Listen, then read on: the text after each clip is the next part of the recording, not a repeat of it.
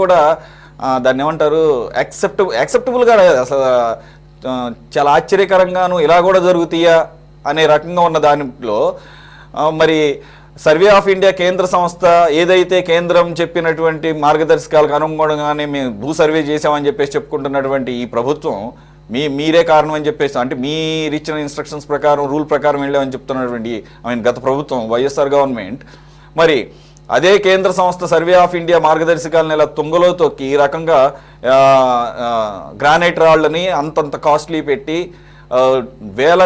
వందల కోట్ల దుర్వినియోగంలో కేంద్ర ప్రభుత్వ బాధ్యత క్లియర్గా కనపడుతుంది. మరి ఎందుకని కేంద్రం దీంట్లో జోక్యం చేసుకోలేదు? కోటేశ్వర గారు అన్నట్లు మీకుంటే ఉండొచ్చు పొలిటికల్ ఈక్వేషన్స్, కానీ ఈ స్థాయిలో దుర్వినియోగం జరుగుతున్నప్పుడు కూడా కనీసంగా నివారించడమో లేకపోతే వారించడమో చేసినటువంటి దాఖలాలు లేవు. కనీసం రిప్రజెంటేషన్ కూడా వెళ్ళినటువంటి సందర్భం అయితే మాకు గుర్తులేదు స్టేట్ బీజేపీ నుంచి. నమస్తే అండి సతీష్ గారు, అట్లాగే ఛానల్లో ఉన్న పెద్దలకి, మన ఛానల్ని వీక్షిస్తున్నటువంటి ప్రజానికానికి కూడా తెలియజేసుకుంటున్నాను. విమర్శించే వాళ్ళకి సమాధానం చెప్పాల్సిన అధికారంలో ఉన్న వాళ్ళు చెప్పాల్సిన అవసరం ఇప్పుడే ఉంటుంది. ఈరోజు భారతదేశంలో ఉన్నది ఫెడరల్ వ్యవస్థ. ఫెడరల్ వ్యవస్థలో ఇప్పుడు అక్కడ ఉన్నటువంటి మన పెద్దలందరికీ తెలిసిందే, మీకు సహితం ఏంటంటే రాష్ట్ర ప్రభుత్వంలో జరుగుతున్నటువంటి కార్యక్రమాల్లో ప్రతి దాంట్లోనూ కేంద్రం ఏలు పెట్టలేదు. ప్రతి దాంట్లోనూ కేంద్రం కనుక కల్పించుకున్నట్లయితే కేంద్రం పెత్తనం ఎక్కువైంది, రాష్ట్రాల మీద పెత్తనాలు చేస్తున్నారు అని చెప్పేటువంటి సందర్భం కూడా మొదలవుతుంది. ఫస్ట్ పాయింట్ అంటే మీరు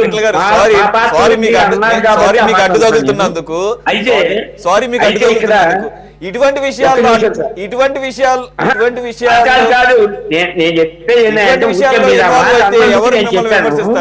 ఇక్కడ అసలు విషయం ఏంటంటే వాస్తవంగా సర్వే చేయమన్నారు. సర్వే కార్యక్రమానికి రాళ్ళు వేయాల్సిన అవసరం అసలు లేదు. ఫస్ట్ పాయింట్, అసలు రాళ్లే దండగనుకుంటుంటే రాళ్ల మీద బొమ్మలు లేకపోతే పేర్లు. ఇందాక చౌదరి గారు చెప్పినట్టు ఈ రాళ్ల మీద బొమ్మలు కానీ పేర్లు కానీ సహజంగా ఎక్కడ చూస్తామని అంటే శ్మశానాల్లో చూస్తాం.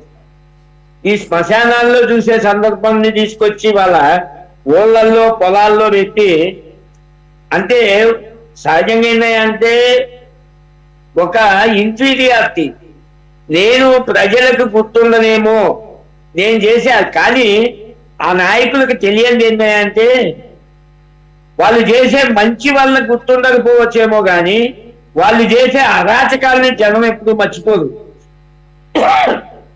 అందుకని ప్రజల్లో గుర్తుండటానికి ఎట్లాగూ అరాచకాలు చేస్తున్నారు, ప్రభుత్వ సొమ్మును దోచుకుంటున్నారు, అదేవిధంగా అనేకమైనటువంటి దుశ్చర్యలు చేస్తున్నారు.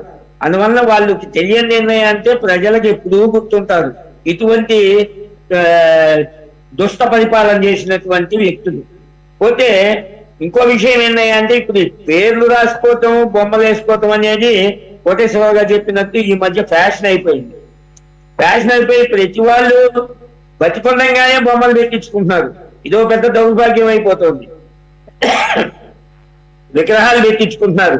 అంటే ఏంటంటే ఈ యొక్క పిచ్చి పరాకాష్ఠగా వెళ్ళిపోతుంది. ఎందుకు వెళ్తుంది అంటే నేను పోయిన తర్వాత ప్రజలు నన్ను గుర్తుంచుకోదేమో అనే భయం. వెనకటికి ఎవరో ఒక మహానుభావుడు చెప్పేట, బాబు నేను చనిపోయిన తర్వాత దయచేసి ఎక్కడా కూడా నా విగ్రహం పెట్టబాకదయా అని చెప్పేస్తా. ఎందుకని అంటే కాకులును మిగిలిన పక్షులు వచ్చి రెట్టలేసి నానా గలీజ్ చేస్తాయి, దయచేసి నన్ను అంత భ్రష్టుపతి తెచ్చిపాకండి అని కోరుకున్నట్ట ఒక మహానుభావుడు.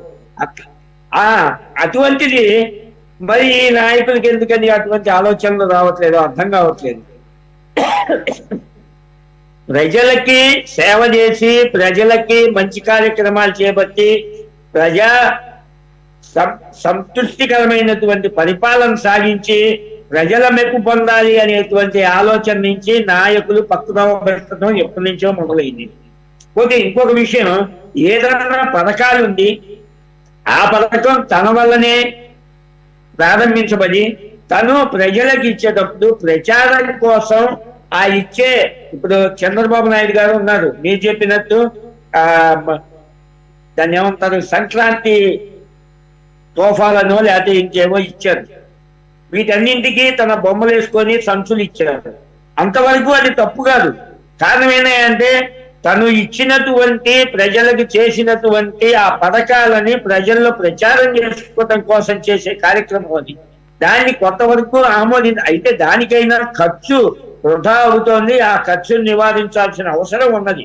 కానీ రాజకీయ పార్టీలు ప్రచారానికి కూడా తగిన ప్రాధాన్యత ఇస్తాయి కాబట్టి ఆ క్రమంలో కొంతవరకు దాన్ని ఆమోదయోగ్యం అవ్వచ్చేమో కానీ ఈ విధంగా ఓకే అసలు సర్వే చేయమని ఇండియా గవర్నమెంట్ చెబితే రాళ్ళు తీసుకొచ్చి రాళ్ళు కొంతం కోసం సర్వే చేసినట్టుంది కానీ ప్రజలకి మేలు చేయడానికి సర్వే చేసినట్టుగా లేరు. కాబట్టే ఈ రోజున ఆయన ఇంట్లో కూర్చున్నారు. కేవలం నాకు తెలిసినంత వరకు ఆ ఒక్క కార్యక్రమం వల్లనే మాజీ ముఖ్యమంత్రి గారు ఇంట్లో కూర్చున్నారు. కారణం ఏంటి అంటే ఎప్పుడైతే నీ బొమ్మేసి నీ పేరు రాసి, నీ నాన్న పేరు రాసి, నీ తాతయ్య పేరు రాసి, ఇవన్నీ రాసి ఇదంతా ఏదో నాదని చెప్పుకోవాలి, ఆయనకు సాధ్యపడదు. ఎందుకని అంటే ఎక్కడో ఒక చోట రెండు చోట్ల ఆయన ఏమన్నా దాన్ని ఆక్రమించుకోగలుగుతాడేమో కానీ రాష్ట్రం మొత్తం ఆయన వల్ల అవుతుందా? కాదు. కానీ ఈ యొక్క అధికారులు ఆయనకి అటువంటి అపోహలు రేపి మీరు ఇందాక చెప్పినట్లు మొట్టమొదట ఈ కార్యక్రమాలకు మాత్రం అధికారులనే బాధ్యుల్ని చేయాలండి. ఈ అధికారులు పక్క నుండి సలహాలు ఇచ్చి, కనీసం ఇది మంచిది కాదని చెప్పకపోగా సలహా ఇచ్చి, ఓకే విఠల్ గారు, సలహా ఈ రకమైనటువంటి అంటే ఆయన మెప్పు పొందడం కోసం చేసే ఈ యొక్క పనుల వల్ల ఖజానా దెబ్బతింటున్నది. కాబట్టి ఇటువంటి కార్యక్రమాలకు అయ్యే ఖర్చుని రికవరీ చేసేటువంటి ఒక చట్టాన్ని కూడా తీసుకురావాల్సిన అవసరం ఉంది. కేవలం ప్రజల సొమ్ముని దోచుకు తినడానికే ప్రభుత్వాలు, అధికారులు అనేటువంటి వ్యవస్థ తయారవుతున్నది ఈ రోజున. ఇది ఎక్కడో ఒక చోట బ్రేక్ పడాలి. ఈ బ్రేక్ పడటానికి మరి మన ప్రియతమ ముఖ్యమంత్రి గారి చంద్రబాబు నాయుడు గారు ఏమన్నా కొంత ఆయన కూడా సహజంగా ఉండే ఈ యొక్క ప్రచార ఇది ఉంటుంది. కానీ కొంత ప్రజల కోసం దాన్ని తగ్గించుకొనైనా సరే ఇటువంటి కార్యక్రమాల్ని తగ్గించి ప్రజలకు మేలు జరిగేటువంటి విధంగా ప్రవర్తిస్తారని మనందరం కూడా అనుకుందాం. దీనికి మీద మాత్రం ఈ యొక్క రికవరీ అనేది ఏదైతే ఉందో అది కేవలం అధికారుల మీదనే చెయ్యాలి. ఎందుకంటే ఈ ఐఏఎస్లే ఈ రోజున ఈ రాష్ట్రంలో ఇన్ని రకాల దుశ్చర్యలు జరగటానికి నా దృష్టిలో, నా పర్సనల్ ఒపీనియన్, ఐఏఎస్లే కారణం ఏమంటే ఒకసారి కాకపోతే ఒకసారి అయినా వాళ్ళందరూ కూర్చొని ఇది మంచి పద్ధతి కాదు అని గనక మంత్రులకు కానీ వీళ్ళకి కానీ చెబితే కొంత మార్పు వచ్చింది. కానీ దూదు బసమన్నలాగా తయారయ్యారు. వాళ్ళ మెప్పు పొందడానికి వీళ్ళే ఇంకా సలహాలు ఇటువంటి దుర్నీతుల పనులన్నీ చేస్తున్నారు అనేది మాత్రం నేరుగా భావిస్తున్నటువంటి విధానం. ఇవన్నీ పోవాల్సిన అవసరం అయితే మాత్రం ఉన్నది. ఈ యొక్క దుబారాన్ని నివారించాలా. ప్రజల సొమ్ము పన్ను కట్టున్న వాడిని బాధపడుతున్నారు, పన్ను కట్టని వాడేమో ఉచితాలతో లేకపోతే ఇటువంటి పథకాలతో లబ్ధి పొందుతున్నారు. అందుకని దీన్ని సమన్యాయం చేయాల్సిన అవసరం అయితే మాత్రం మనం దాని మీద కూడా మాట్లాడదాం. ఉచితాలు అనే దాని మీద కూడా పర్టికులర్ గా ఏదైతే ఈ మహిళలకు ఫ్రీ బస్ అనేది అనౌన్స్ చేశారో హామీ పరంగా అది కూడా త్వరలోనే స్టార్ట్ చేస్తామంటున్నారు ఆ పథకాన్ని కూడా. బట్ దానిలో ఉన్న లోటుపాట్లు దాని గురించి కూడా చర్చిద్దాము ఈ సెకండ్ పార్ట్లో. Let us confine to this one now. Saida గారు, విఠల్ గారు